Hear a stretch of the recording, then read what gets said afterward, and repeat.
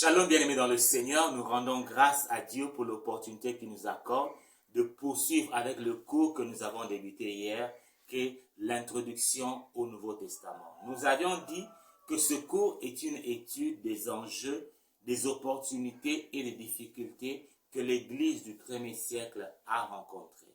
Nous, Église d'aujourd'hui, nous avons beaucoup à apprendre de l'Église du premier siècle parce que fondamentalement, les enjeux, les opportunités et les difficultés que nous rencontrons dans l'accomplissement de l'ordre suprême sont fondamentalement les mêmes que ceux de l'Église du premier siècle. Et le Nouveau Testament qui nous présente de quelle manière l'Église a eu à relever le défi, le Nouveau Testament qui nous présente de quelle manière l'Église a eu à trouver des solutions aux problèmes auxquels elles étaient confrontées, est un document historique. Néanmoins, les livres, les 27 livres du Nouveau Testament ne nous sont pas présentés suivant un ordre chronologique. C'est-à-dire qu'ils ne nous présentent pas la succession dans le temps des différents défis, des différentes questions, des différents problèmes et même des différentes solutions que l'Église a eu à trouver tout au long du premier siècle. Alors, ce que nous allons faire, c'est cet effort de présenter ces défis dans leur ordre chronologique. Et tout commence avec la personne de Jésus-Christ. Notre Seigneur Jésus-Christ, tel que nous l'avons dit hier, n'avait pas écrit. Il a beaucoup enseigné, il a fait beaucoup de miracles, que si tout devait être écrit, aucun livre au monde ne pouvait le contenir. Les disciples entendaient Jésus et ils ne prenaient pas note. C'était de la tradition orale qu'ils retenaient dans leur mémoire. Et rassurez-vous que les peuples orientaux, tout comme les peuples africains dans le passé, la tradition orale était une méthode fidèle pour conserver les enseignements ou pour conserver les traditions. C'est ainsi que l'enseignement du Seigneur Jésus-Christ avait continué au sein de l'Église primitive sous forme d'une tradition orale. Et même les apôtres, continuant la mission de Jésus-Christ, enseignant l'Église, tel que cela est présenté dans Actes chapitre 2, le verset 42, que l'Église persévérait dans l'enseignement des apôtres. Cependant, cet enseignement des apôtres était oral. On ne prenait pas note. Ce n'était pas écrit. Avec la multiplication de l'Église en nombre à Jérusalem et aussi avec la dispersion des chrétiens allant dans la Judée, allant en Samarie, jusqu'aux extrémités de la terre, parce que l'Évangile s'était répandu très tôt dans tout le bassin de la Méditerranée et même au-delà tel que nous avons présenté hier, il devenait important que cet enseignement de Jésus-Christ ainsi que des apôtres qui était transmis de manière orale soit couché à l'écrit, de manière à ce que nous puissions conserver l'authenticité de l'enseignement de Jésus-Christ ainsi que de l'enseignement des apôtres. Et une des premières questions qui s'est posée à l'Église dès ses origines, c'est la personne de Jésus-Christ. Qui est Jésus? Quel était son enseignement? Sa mort, sa résurrection ont-elles un sens? Ces questions étaient posées premièrement par les Juifs, ainsi que par les convertis d'autres nations, mais qui avaient épousé ou embrasé le judaïsme. C'est ainsi que Matthieu, le premier à écrire, s'adressant aux Juifs, Matthieu fait une sélection des enseignements de Jésus de manière à présenter à ces Juifs ou bien à ces à ces chrétiens venant de nations converties au judaïsme, le Seigneur Jésus. Qui est Jésus? Marc, s'adressant aux chrétiens de Rome, parce que quand Marc a écrit l'évangile qu'il porte son nom, il était à Rome. Et il s'adressait aux chrétiens de Rome. Et les Romains étaient un peuple pratique. Contrairement aux Grecs qui aimaient beaucoup réfléchir, les Romains étaient pratiques. En quelque sorte, Marc fait une théologie pratique de la personne de Jésus. Parce que dans son évangile, il n'y a pas beaucoup d'enseignements. Il y a beaucoup de miracles. Il y a les œuvres du Seigneur Jésus. Et cela convenait bien plus à un public romain. Et Luc, lui, il écrit à Théophile. Et Théophile était une personne éminente et une personne très cultivée. Et il fait une présentation beaucoup plus harmonieuse, beaucoup plus détaillée, avec des éléments historiques précis. Parce que Théophile était un homme éminent et cultivé. Et il fallait lui présenter, suivant les normes de la réflexion du peuple grec, la personne de Jésus-Christ. Et Jean, tel que je l'ai dit hier, il va écrire beaucoup plus tard, de manière beaucoup plus tardive, vers la fin des années 90, 90, 91, 92. Les historiens doutent exactement de la date, mais c'était dans les années 90 après Jésus-Christ.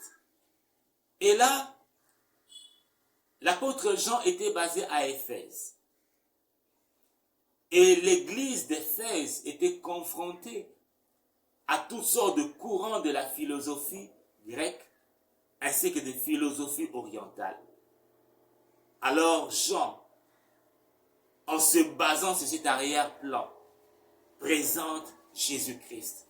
En sorte que son auditoire, qui était ballotté par les philosophies orientales ainsi que par les philosophies grecques, puisse arriver à connaître qui est Jésus.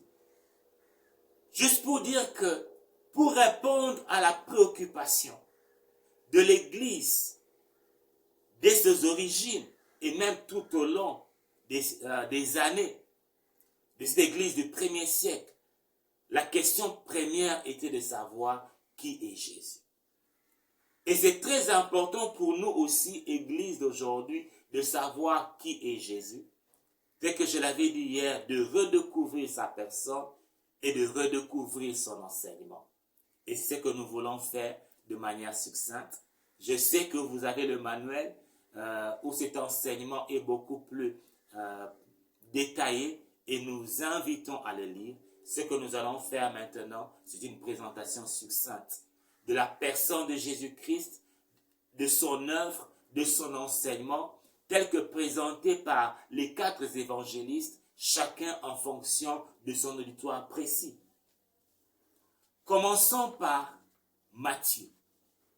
Dès que nous l'avons dit, Matthieu s'adresse aux Juifs, premièrement, et puis aux autres, aux convertis d'autres nations issues du judaïsme. Alors, il s'efforce de présenter Jésus-Christ comme étant celui qui devait venir. Déjà, dans le premier verset est fondamental, il dit, Matthieu chapitre 1, verset 1, généalogie de Jésus-Christ, fils de David, fils d'Abraham. Et là, c'est très important ce qu'il est en train de présenter, parce que dès le départ, Matthieu présente Jésus-Christ comme étant le fils de David, c'est-à-dire le Messie tant attendu. Et fils d'Abraham, celui que l'humanité entière attend et qui doit apporter la bénédiction de Dieu à toutes les nations du monde. Jésus-Christ est celui que nous attendions. Parce que les Juifs attendaient le Messie. ils étaient dans l'expectative. Quand est-ce que celui qui doit venir rétablir le trône de David viendra? Et plusieurs personnes, avant Jésus, se sont présentées auprès des Juifs et les Juifs pensaient qu'ils étaient le Messie. Mais Matthieu présente aux Juifs que cet homme qui a fait des miracles, cet homme qui a apporté beaucoup d'enseignements, cet homme qui a été crucifié et qui est ressuscité, n'est rien d'autre que le Messie promis. Il n'est rien d'autre que celui qui apporte la bénédiction d'Abraham à toute l'humanité. Et au-delà de cela, pour les Juifs, parce que souvenez-vous que les premiers convertis, même à Jérusalem, et cela pendant plusieurs années encore, tant que le temple de Jérusalem existait, les premiers convertis, ils continuaient à aller au temple. Et plusieurs offraient toujours des sacrifices tels que l'auteur de l'Épître aux Hébreux en parlera, en leur disant qu'ils sont encore des enfants et qu'ils ont du mal à comprendre l'accomplissement de toutes choses en Jésus-Christ. Ces chrétiens avaient besoin de comprendre en quoi est-ce que cette foi en Jésus, qui était considérée pour plusieurs comme étant rien qu'une secte dans le judaïsme, en quoi est-ce que la foi chrétienne était différente du judaïsme. Et là, Matthieu apporte plusieurs enseignements de Jésus-Christ de manière à établir la distinction qu'il y a entre le judaïsme et la foi chrétienne. Premièrement, Matthieu nous présente Jésus-Christ comme étant supérieur à Moïse. Lorsque nous lisons Matthieu chapitre 5, le verset 21, le verset 27, le verset 33 et le verset 43. Matthieu chapitre 5, le verset 21. Vous avez entendu qu'il a été dit aux anciens, tu ne tueras point, celui qui tuera est passible de jugement. Verset 22, mais moi je vous dis que quiconque se met en colère contre son frère est passible de jugement. Vous pouvez lire la suite. Au travers des versets que j'ai mentionnés, Jésus-Christ présente l'enseignement de Moïse. Vous avez appris qu'il a été dit aux anciens. Et là, ce n'est pas la tradition juive, c'est l'enseignement que Moïse a communiqué. Mais quand Jésus dit, mais moi je vous dis, dans le judaïsme, Moïse était considéré comme étant le grand enseignant, le grand prophète. Matthieu présentant Jésus-Christ aux convertis issus du judaïsme, il leur dit que Jésus est supérieur à Moïse. L'enseignement de Moïse était appliqué de manière littérale, alors que Jésus-Christ apporte une compréhension beaucoup plus profonde de la pensée de Dieu. Vraiment vous souvenir à la question par rapport au divorce. Oui, Moïse nous a permis de divorcer, mais Jésus-Christ leur dit, il n'en était pas ainsi au commencement, s'opposant radicalement au divorce. Et c'est un enseignement qui doit être encore répété à l'église d'aujourd'hui.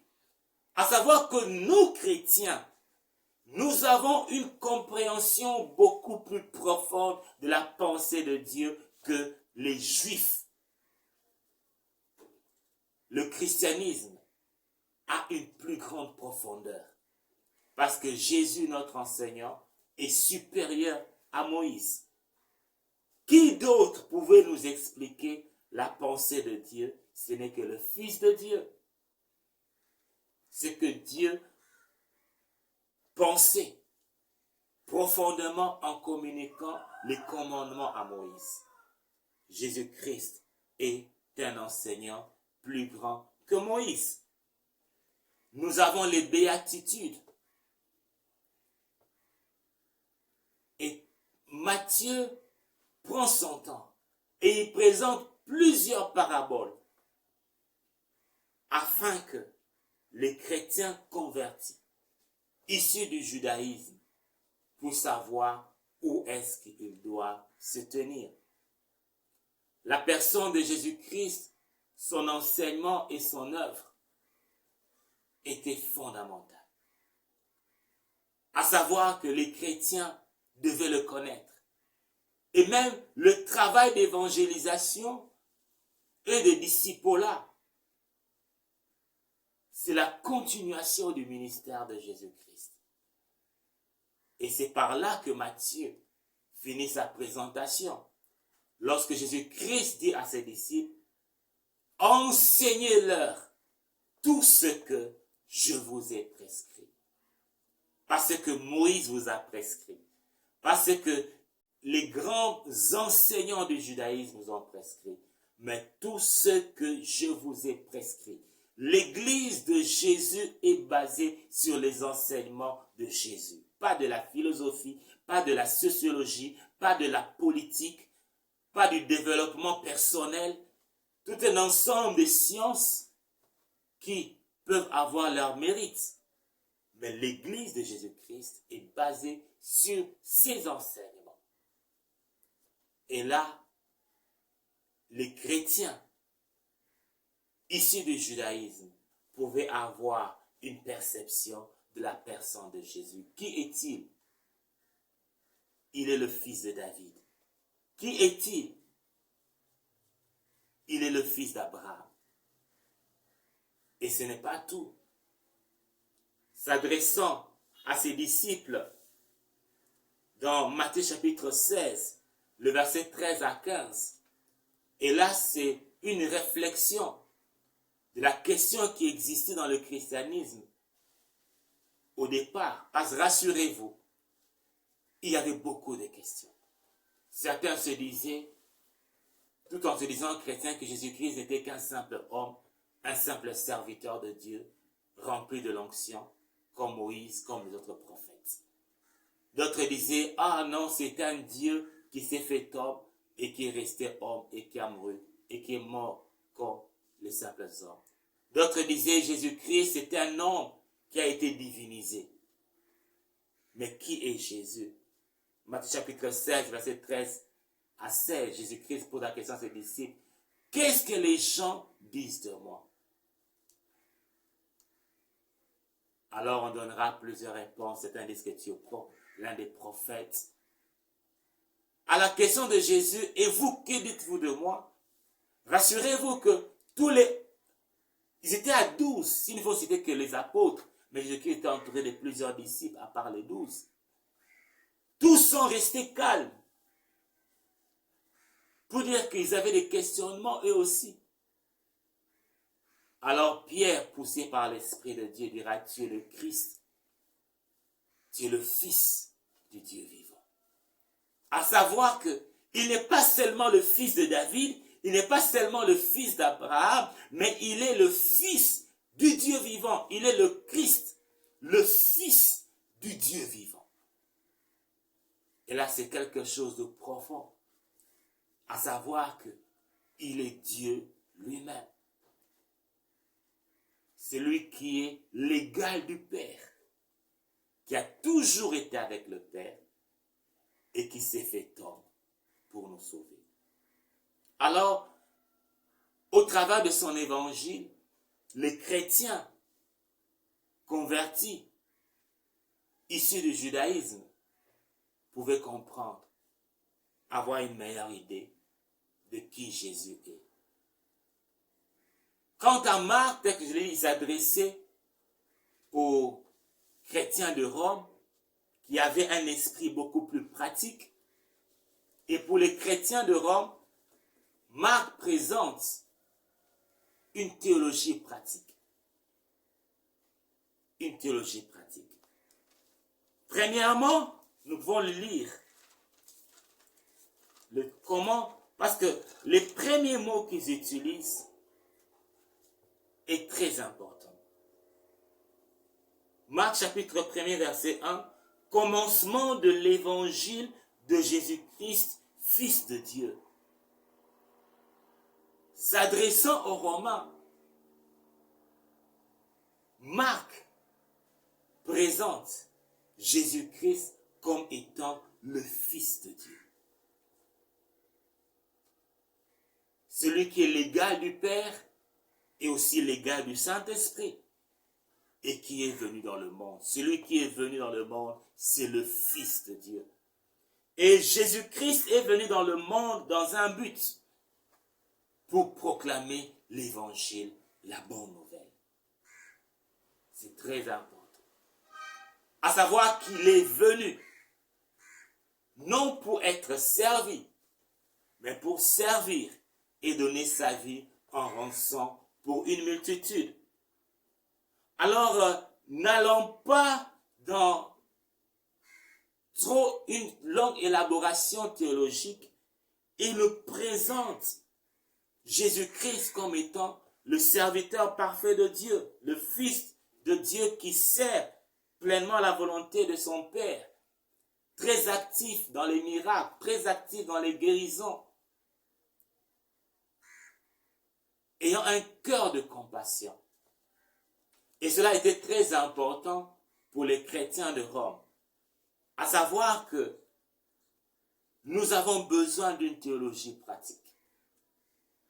Jésus-Christ n'est pas une théologie à garder dans la tête. Mais Jésus-Christ doit être vécu. Il doit être actif dans la vie du chrétien. C'est vrai qu'il présente un peu des enseignements, mais tel que je l'ai dit, c'est beaucoup plus l'aspect pratique du ministère de Jésus. Jésus doit être actif, agissant dans son église, guérissant les malades, chassant les démons. La puissance de Dieu doit être active parce que Jésus est le Fils de Dieu et il est actif. Alors, pour nous, Église, tel que Marc voulait le communiquer aux chrétiens de Rome, nous devons éviter de vivre dans une théologie inerte, à savoir faire de belles expositions doctrinales, mais sans la démonstration de la puissance de Dieu. Jésus-Christ, il est actif. Oui, Jésus-Christ, en tant que serviteur de Dieu, il le servait avec promptitude. J'aimerais que nous puissions lire ce texte dans Marc chapitre 10, le verset 45. Marc chapitre 10, le verset 45. Et là, c'est fondamentalement, car le Fils de l'homme est venu non pour être servi, mais pour servir et donner sa vie comme la rançon de beaucoup. Et là, comme je l'ai dit il y a quelques minutes, Marc présente ce Fils de Dieu, qui est aussi ce Fils de l'homme. On en parlera beaucoup plus lorsque nous allons voir l'évangile selon Luc. Cette expression Fils de l'homme, ça remonte à l'illustration de Daniel, qui avait vu quelqu'un venir dans le nuée et dont l'apparence était semblable au Fils de l'homme. Et là encore, c'est une expression de la divinité de Jésus-Christ, manifestée dans la chair.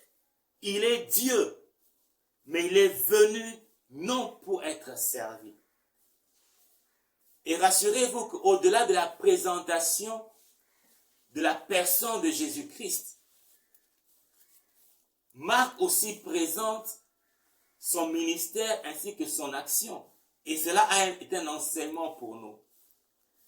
À savoir que si lui, il est venu non pour être servi, mais pour servir, nous aussi devons comprendre que le ministère de l'Église est là dans le monde pour servir. non pour être servi.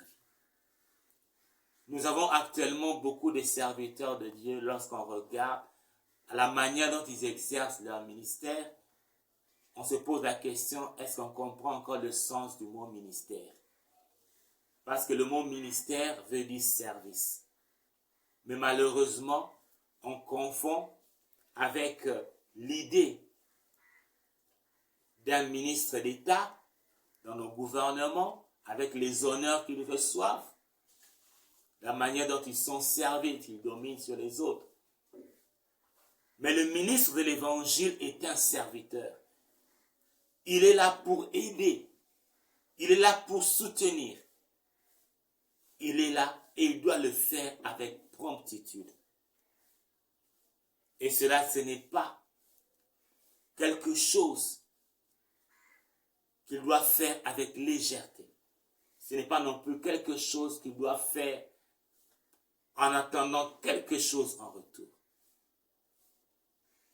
L'éthique du ministère de l'Église, c'est d'être une bénédiction pour la communauté. Que cela soit l'Église en tant que corps ou chaque chrétien individuellement et particulièrement les ministres de culte. Nous sommes là pour servir la communauté et non pour être servis par la communauté. Donc, c'est là l'enseignement succinct du ministère de Jésus-Christ, un ministère basé sur le service.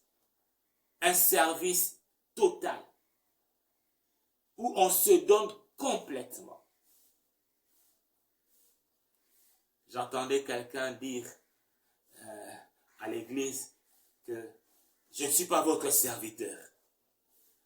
Je pense que en lingala, ça peut passer beaucoup plus. Naza moou monabinote. Je ne suis pas votre esclave. Je suis serviteur de Dieu. Oui, oui. Tu es serviteur de Dieu commis au service du peuple.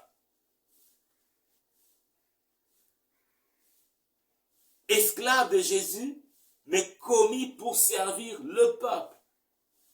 Alors, dispose-toi jusqu'au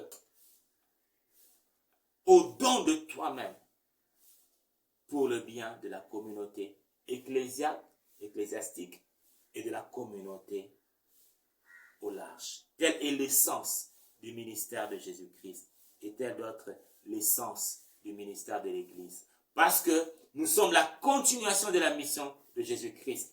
Et Marc aussi finit son évangile avec l'ordre suprême.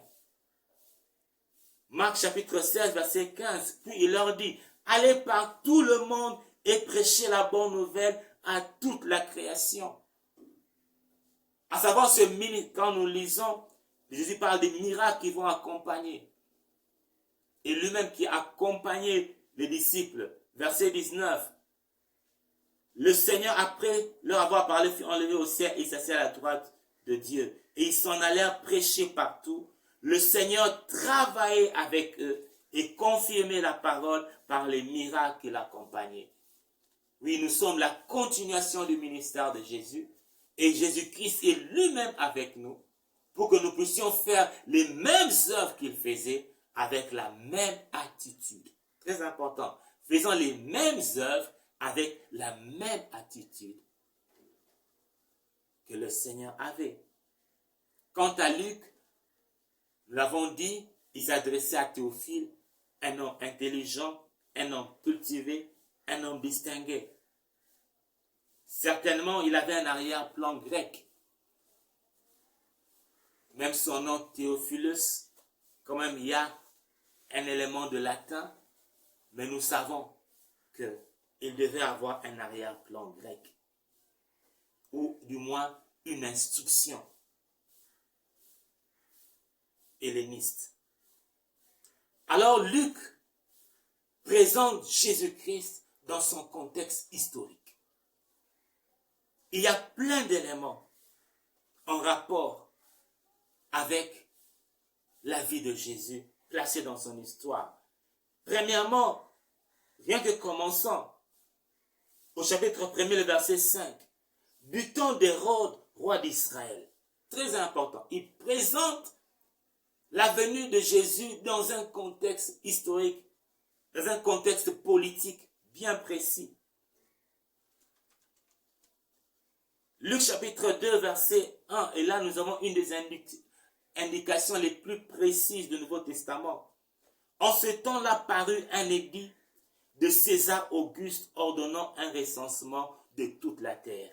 Ce premier recensement eut lieu pendant que Quirinius était gouverneur de Syrie.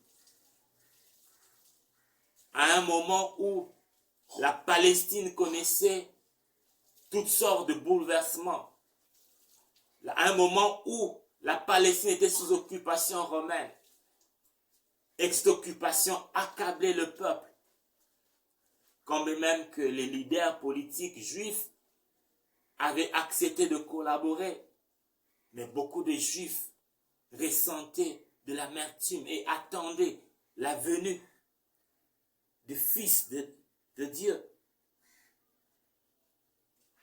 Alors, c'est à des bergers, Luc chapitre 2, le verset 1, le message des anges aux bergers. C'est aujourd'hui, Luc chapitre 2, verset 1, c'est aujourd'hui, dans la ville de David, il vous est né un sauveur qui est le Christ, le Seigneur. C'est très important. Qui est Jésus? Il est le Seigneur.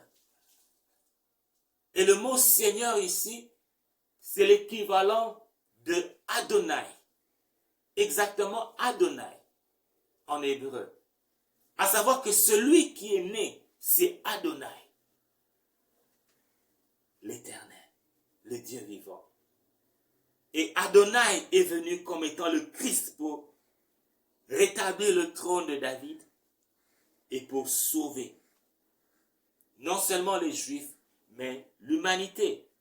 Parce que Luc présentant la généalogie de Jésus-Christ,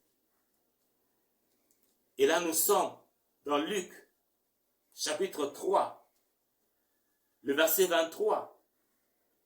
Jésus avait environ 30 ans lorsqu'il commença son ministère, étant comme on le croyait, fils de Joseph, fils d'Élie, et il continue, verset 38, fils de Note, fils de Seth, fils d'Adam, fils de Dieu. Alors que Matthieu s'arrête à Abraham, Luc remonte jusqu'à Adam.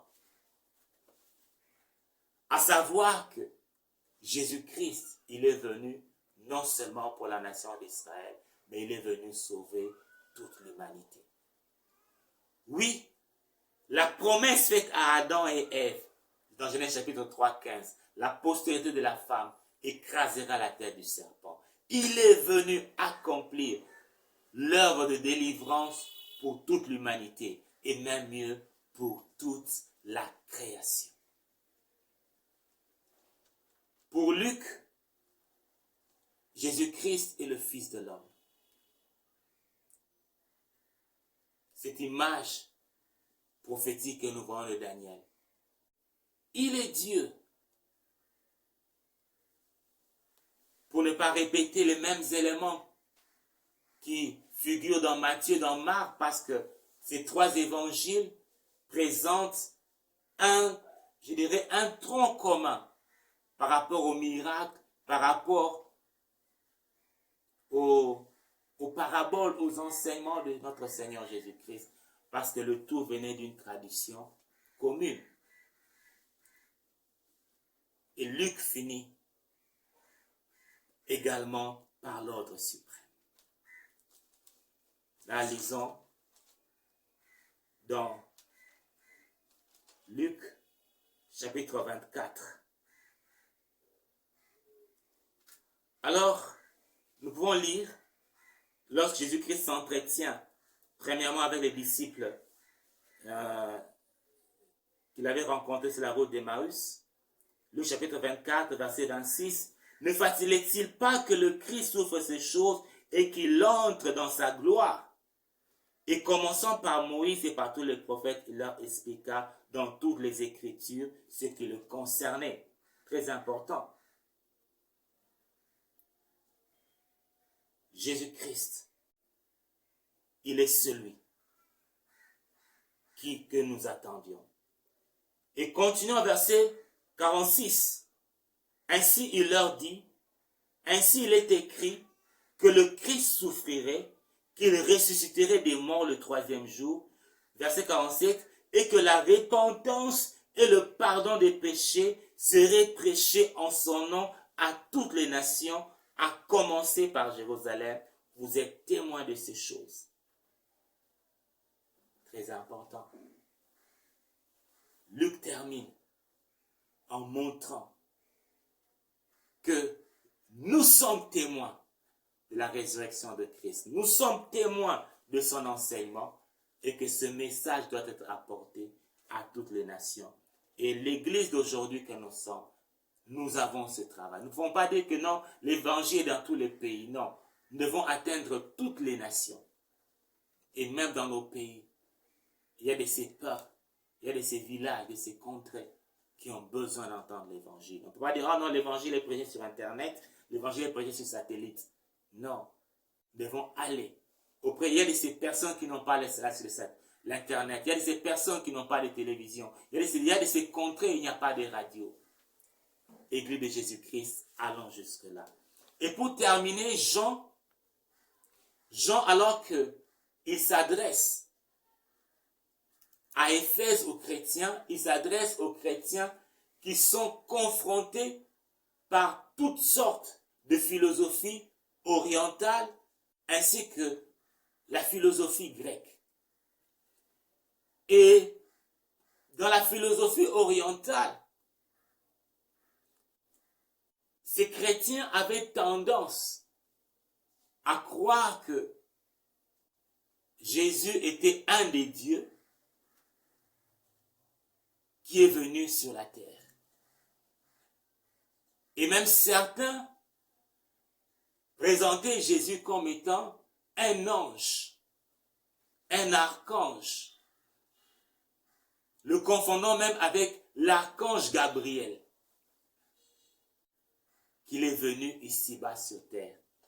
Alors, Jean, dans son évangile, dès le départ, il présente Jésus-Christ comme étant la parole éternelle. Dès le début, il fixe son auditoire sur qui est Jésus. Jean chapitre 1er, verset 1 à 2. Au commencement était la parole, et la parole était avec Dieu, et la parole était Dieu. Elle était au commencement avec Dieu. Jésus-Christ n'est pas un ange. Il n'est pas un archange. Jésus-Christ n'est pas l'archange Gabriel. Il est la parole éternelle qui a toujours été avec Dieu le Père de toute éternité. Et c'est au travers de lui que Dieu le Père a tout créé, y compris les anges et le reste de la création dans les hommes.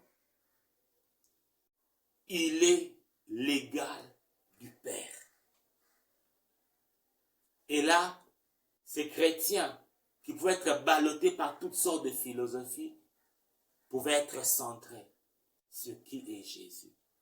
Il est la parole éternelle. Non seulement il est la parole éternelle, verset 9.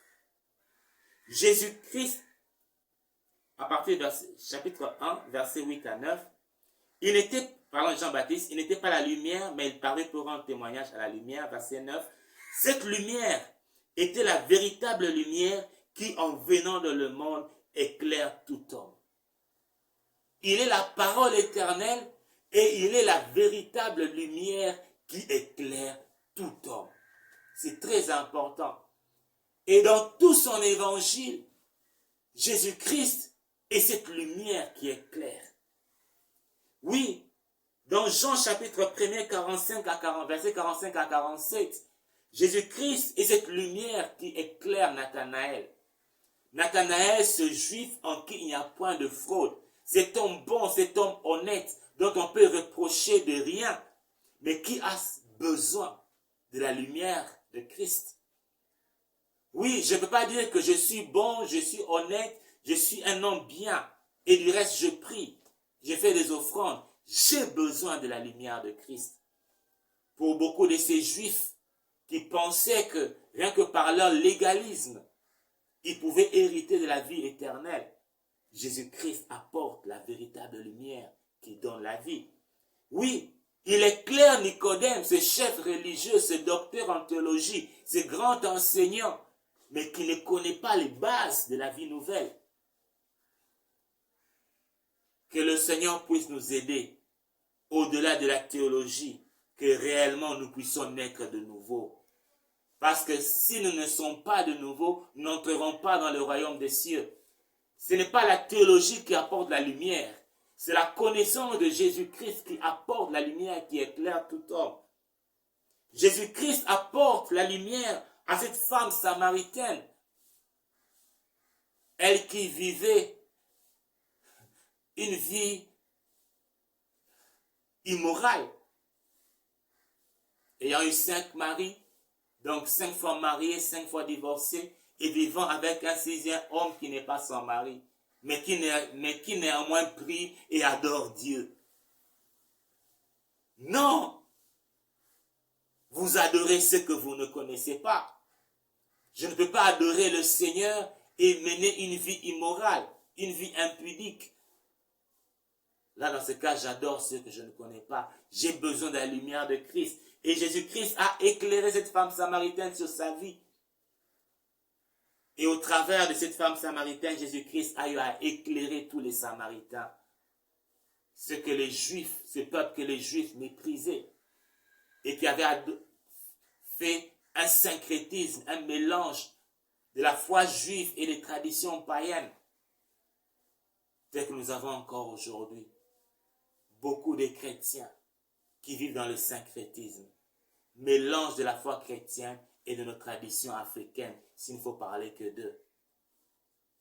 Nous avons besoin de la lumière de Christ afin de marcher dans la foi véritable. Jésus-Christ éclaire cette femme adultère dans Jean chapitre 8. Et il éclaire aussi ses accusateurs qui voulaient la lapider sur leur véritable condition.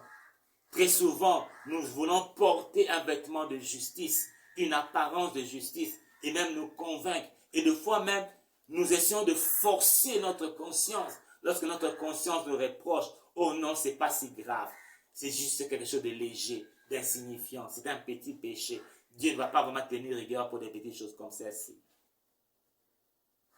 Lequel d'entre vous est sans péché qui prenne la première pierre et qu'il verse, qu'il la lance sur elle? Jésus-Christ a eu à éclairer ces Juifs. Oui, il éclaire aussi les Grecs. Ces Juifs, ces Grecs qui étaient venus à Jérusalem pour adorer, dans Jean chapitre 12, le verset 20 à 21. Lorsqu'ils sont venus voir Philippe, ils lui ont dit, nous voulons voir Jésus. Nous voulons voir Jésus. Et c'est un message que le monde entier nous adresse. Parce que rassurez-vous que ce n'est pas présenté juste pour le besoin de présenter. C'était présenté afin que les chrétiens d'Éphèse qui comprennent cela puissent savoir que le monde veut voir Jésus. Que cette requête des Grecs adressée à Philippe puisse résonner encore dans nos cœurs. Nous voulons voir Jésus. Le monde veut voir Jésus. Et qu'il plaise à Dieu que vous et moi, nous soyons ces personnes qui montrent Jésus, qui font connaître le véritable Jésus au sein de nos églises et bien plus dans le monde dans lequel nous vivons.